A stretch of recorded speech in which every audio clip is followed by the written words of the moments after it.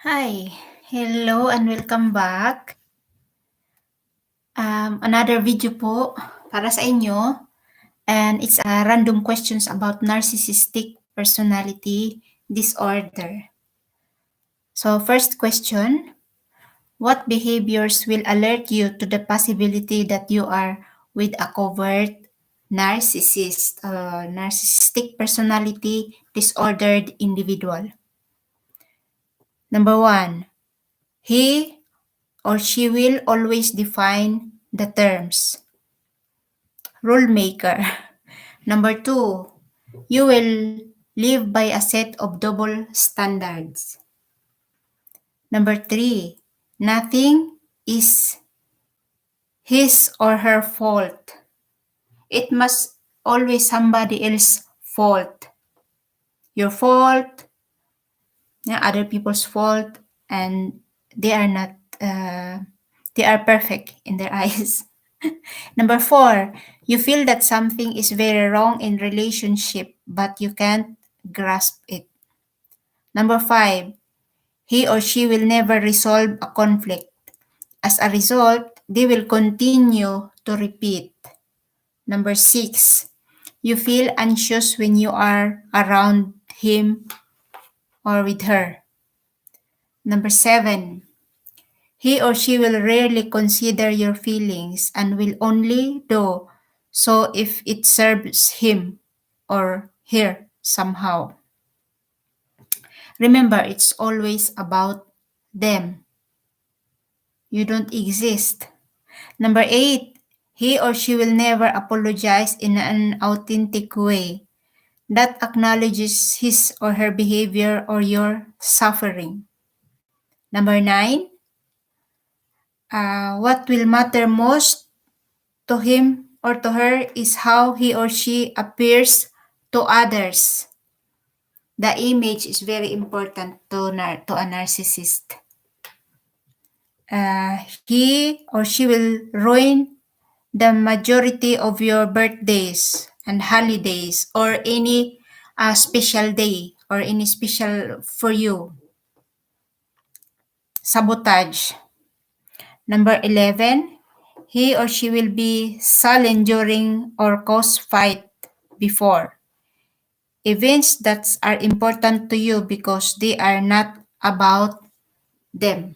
You see, if you have a special day coming, they will sabotage it because it's not about them. They cannot, they cannot let you be happy. Number 12, he or she will not show up for you at times when you need a partner the most and will be rageful if you are upset about it. Number 13, you will be continually criticized. Nothing is good enough.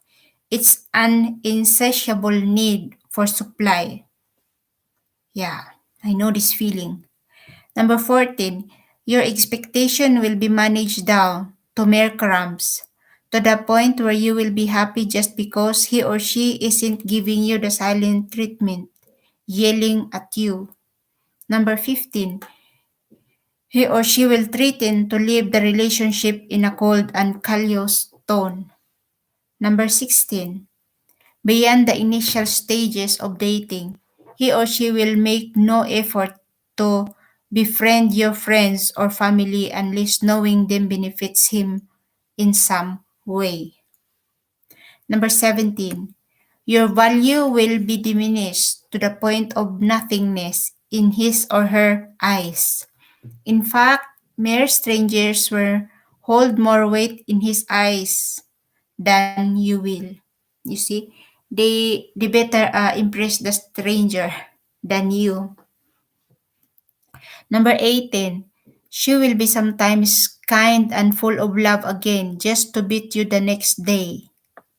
It's a push and pull tactic, and this causes trauma bond.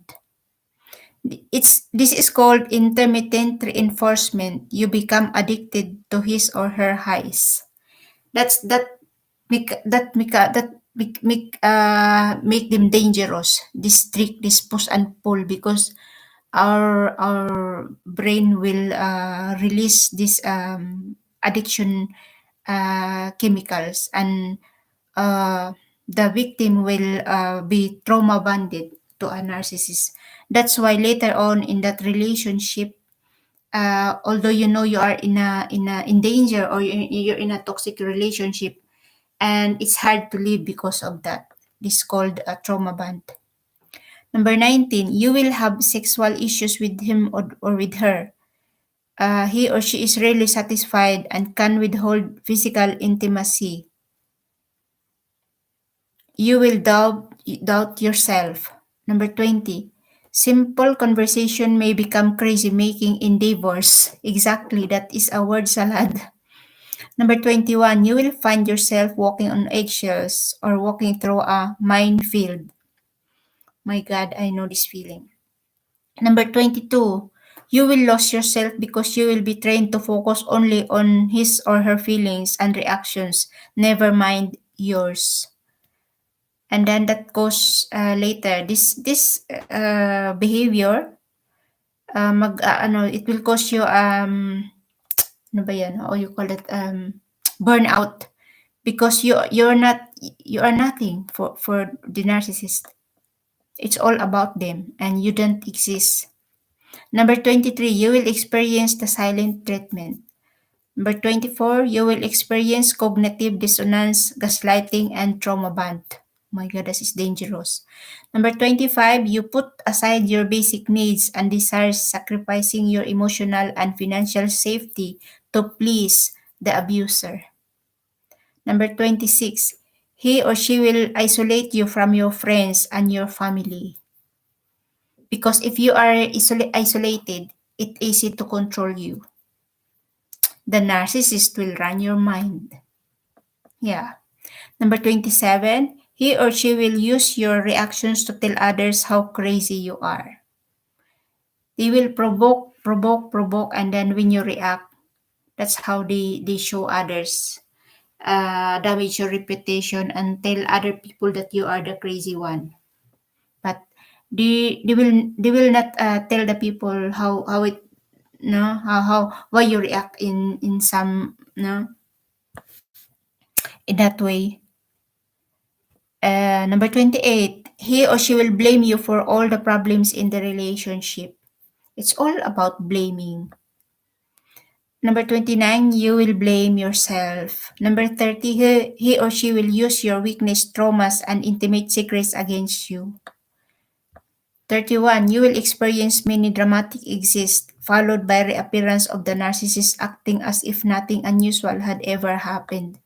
Exactly. After the abuse, they will act like nothing happened. Yeah, and then if you are hold your boundary, they took it as like you are holding grudge. Yeah, they cannot understand that they abuse you. That's why you put a boundary. Number 32, he or she will act like Dr. Jekyll and Mr. Hyde. You know this movie, Dr. Jekyll and Mr. Hyde? Uh, Meron siyang two personalities. One is good and one is the narcissist, the sociopath, psychopath. 33, he or she will not do his fair share of household responsibilities and will criticize your efforts. You will experience an emotional roller coaster. Number 35, when you try to hold him or her accountable or you criticize him, he or she will fly into rage. Number 36, he or she is selfish, stubborn, materialistic, and extremely moody. Number 37, he or she will rarely ask you about your day and wish you to have a good day. He or she will never show genuine concern for things that you care about unless it's something he cares about. You will feel stuck, trapped, and unable to live. He or she will project his or her bad behaviors onto you, and you will project your good intentions onto him. Her neither is accurate. Like shifting. That is called shifting. They want you to carry dirty deeds and they steal your good qualities. Yes. Number 40, she will ruin your finances. 41, job will be to do everything in your power to restore the relationship to what it was. Number 42, the entire experience will result in trauma for you, depression, panic attacks, PTSD or post-traumatic stress disorder. He or she will compare you unfavorably to other woman or man, especially his ex or her ex. 44. You will begin to feel crazy. Then over time, you will begin to feel numb. My God, don't let this happen, guys. Don't let this happen. Get out. They're not worth it and they will never change. Number 45, if you go to couples counseling, it will not work. It will most likely backfire on you. Please realize you do not have a marriage problem. Your partner has a personality disorder. Yeah, there is no solution, guys. Save yourself, save your sanity. Seriously. Number 46, he or she is extremely kind with strangers, but when he or she is with you, he or she turns into a monster behind the closed doors. Exactly. Because the person in public is um, exact the opposite in behind closed doors. So the angel in public but monster behind closed doors. He is extremely kind strangers, but when he or she is with you, she turns into monster behind the closed doors. Once you start to wise up and pull away, he or she will begin to smear your character behind your back in an attempt to turn people against you. Good luck. In fact, he or she will probably doing this throughout your entire relationship. Yeah, exactly. Because they know that one day you will wake up and they want to be few steps ahead. So everything is calculated, guys. Learn the NPD and how they operate because knowledge is power. Number 48, when he or she discards you, she will act like nothing happened. He or she seems happy and relieved. You are devastated. They don't care what they did to people. They don't care. Like really. They don't have any empathy. That's why that make them dangerous because they are numb. They are dead inside. 49. Most people will never fully believe your account of the relationship and the psychological trauma can take a lot of time to understand and recover from. That's why guys, I am sharing this information because nobody deserves to be in that situation. That's why I'm sharing this information because I was there and it's not good to be in that situation, guys. So please learn the narcissistic personality disorder red flags para to protect our sanity and protect your loved ones. Number 50, and despite all this shit, you still love him or her. No, I don't think you love. I'm not believe on this. Because first of all, in the love bombing stage, you fell in love with the persona they presented to you. So if you understand it deeply, you fall in love with the mask and not the person itself. So gather your strength and uh, took yourself out from this black hole and save your sanity because they never change. So um, let read some comments. Wait. Here. Seek therapy and support groups for victims of narcissistic abuse. Find your nearest what is DV shelter. They can provide resources. Don't snap. That's their goal. Yeah, that's why they are provoking you because if you react, then they can turn the tables and tell people that they are the victim and you are the abuser.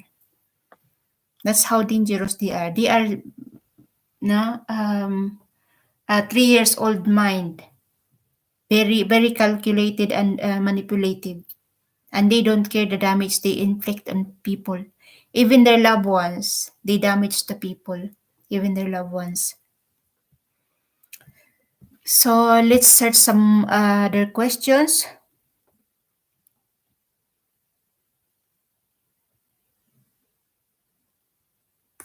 Wait, wait. I'm searching for an interesting question. Wait.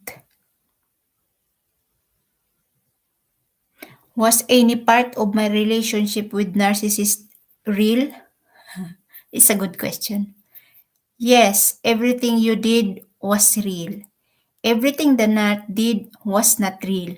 Of course, it's not real. You went into the relationship believing that you did and said was for the benefit of being in a loving, supportive, partnered coupling. Narc went into the relationship because you had something he needed, whether it was money, support, a house, a car, friends with influence, whatever you had that she's needed at the time, it was game on. I say game because that's what it is to them. How much can they get from you before you catch on as they slowly reveal themselves? They don't love, they don't compromise, they don't share, they don't support, they don't do anything that resemble a real two-way relationship.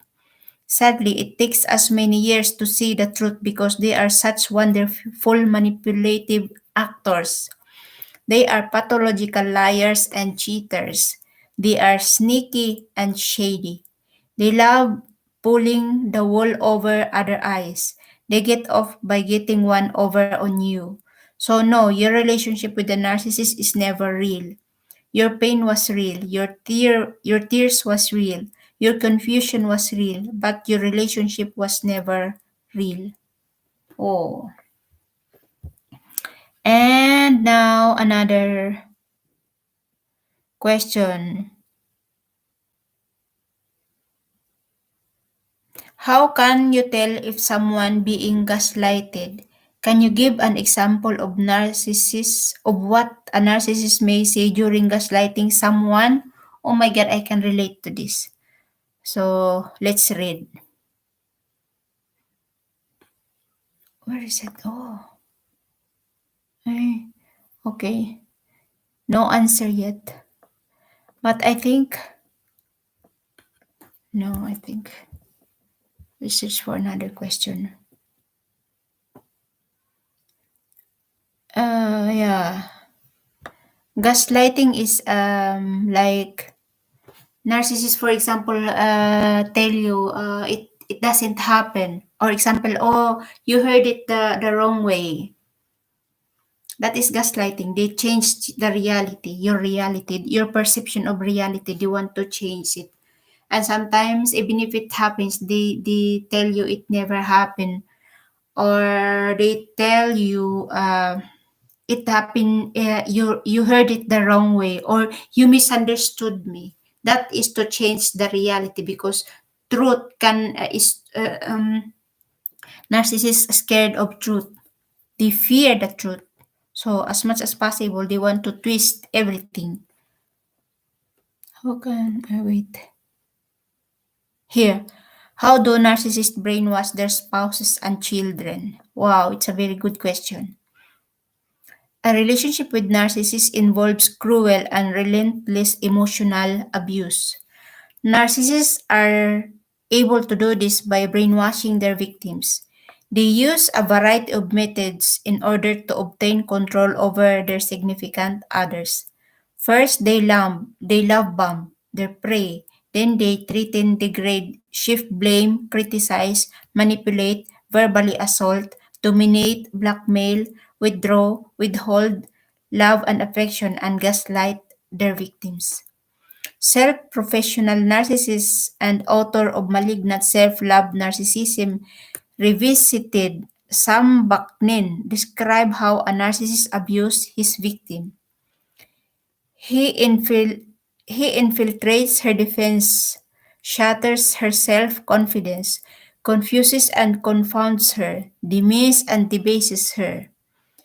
He invades her territory, abuses her confidence, exhausts her resources, hurts her loved ones, threatens her stability and security, involves her in his paranoid states of mind, frightens her out of wits, withholds love and sex from her, prevents satisfaction and causes frustration, humiliates and insults her, privately and publicly, points out her shortcoming, criticizes her profusely, and in scientific and objective manner, and this is partial list. Very often, the narcissist acts sadistically in disguise of an enlightened interest in the welfare of his victim. He plays the psychiatrist to her psychopathology, totally dreamed up by him. He asks the guru to her need of guidance, the avuncular or father figure, the teacher, the only true friend, the old and experienced, and all this in order to awaken her defenses and to lay siege to her disintegrating nerves. So subtle and poisonous, this narcissist variant of sadism that might be will be regarded as the most dangerous of all.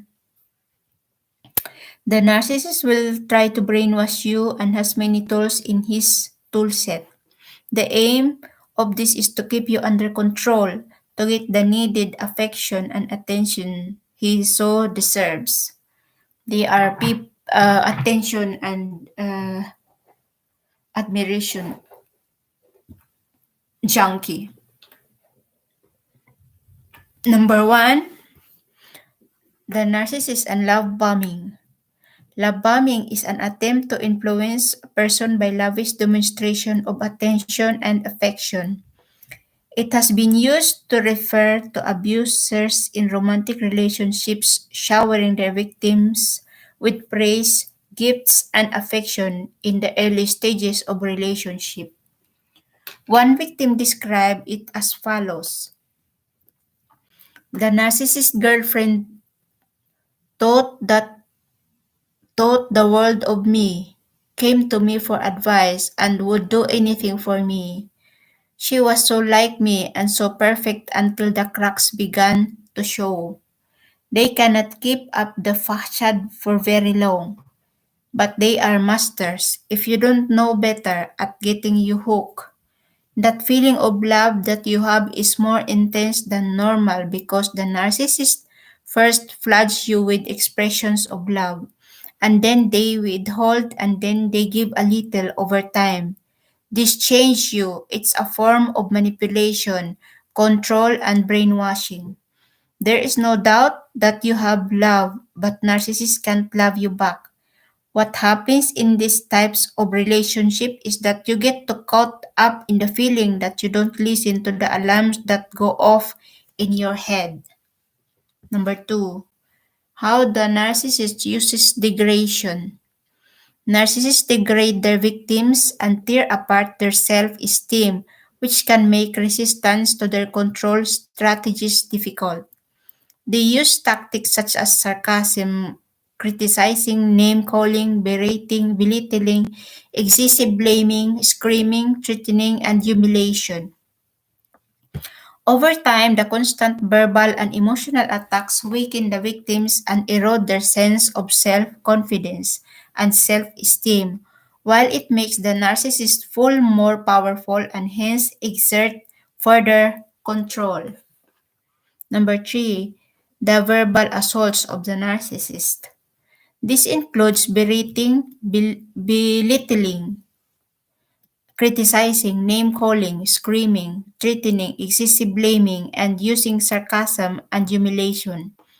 It also includes exaggerating your flaws and putting you down in public, Over time, this type of abuse erodes your sense of self-confidence and self-worth. Number 4, emotional blackmail. Here, the abuser plays on your fear, guilt, compassion, values, or other hot buttons to get what they want. This could include threats to end the relationship, the cold shoulder, or other fear tactics. Number 5, demonstrating dominance. A narcissist believe and project an attitude of being all-powerful and all-conquering which can convince the victim that resisting the narcissist is futile. They need to be in control of others, must have everything their way, and will resort to the threats or any other methods to achieve submission. Eventually, the victim loses their self-respect. Number 6, threats if victims does not comply. Narcissists will promote feelings of anxiety and despair in their victims by making threats and using intimidation. This encourages the victim to submit to unreasonable demands or bullying of the narcissist. Number 7, abusive expectation. The abuser places unreasonable demands on you and wants you to put everything else aside, including your children, to tend to their very important needs. It could be a demand for constant attention, frequent sex, or a requirement that you spend all your free time with the person. But no matter how much you give, it's never enough. You are subjected to constant criticizing and berating because you don't fulfill all this person's needs. You you cannot fulfill them. They are empty. They are bottomless pit. Number 8, isolation. Isolation deprives the victim of any social support, which reduces their ability to resist. The narcissist will keep the victim unaware of what is happening. Example, by taking total control of the family finances, making plans that are unknown to the victim, tell lies about them to others, etc. This strategy leads to the victim to becoming dependent on the narcissist for validation and information. Yeah. Can you imagine, guys, if you are living with this kind of person? No way. The narcissist will insist on controlling their partner's time and physical environment to try to curb their natural behavior and feelings of independence. They may insist on their partner giving up certain hobbies, social or work activities. They may even insist their partner move away with them to a new location, which further isolate the victim from their family or friends. Number 9, total control of the victim's perception. My goodness. Abusers may convince the victims that aspect of the victim's character or behavior are wrong, which takes the focus off what the narcissist is doing. Using isolation of the victim, the narcissist can then control what type of information and stimuli the victim has access to. Number 10, unpredictable responses. Drastic mood changes or sudden emotional outbursts are used to keep the victim unsettled and anxious. This behavior leaves the victim feeling like they are always on edge. My goodness. They are always waiting for the other shoe to drop and can never know what's expected. They remain hyper vigilant, waiting for the other person's next rage or mood change. Living like this is extremely damaging and anxiety provoking, causing the abused person to feel constantly frightened, unsettled, and off balance. Number 11, constant chaos. A narcissist may deliberately start arguments and to be in continual conflict with others. They are often addicted to drama since it creates excitement. Guys, that's their drugs. They like drama. They thrive on that. They love to create drama. Number 12, gaslighting. The narcissist will deny that certain events occurred or that certain things were said. The victim knows differently, but the other person will deny their perception, memory, and sanity. That makes them begin to think they are crazy or losing their mind. Want to know more about gaslighting? Read this eye. Okay. Number 13, enforcing trivial demands. They will make a huge commotion over trivial matters in order to condition the victim into developing a habit of being compliant. They are master manipulator eh. 14. Occasional indulgences. The narcissist may provide treats or demonstrate kindness to encourage and motivate compliance with their demands. In the end, the victim is brainwashed to believe their partner is somehow supremely intelligent and all powerful. The victim feels it is useless to resist them. The reality is that the narcissist is dysfunctional, malicious, and abusive individual. Narcissists and other abusers employ these techniques because these tactics are highly effective for achieving their goals of manipulation and control. Guys, if you are dealing with this kind of people, please learn the narcissist red flag and save yourself because they never change. They cannot get enough even if you kill yourself in front of them. It will never bother them. Like really.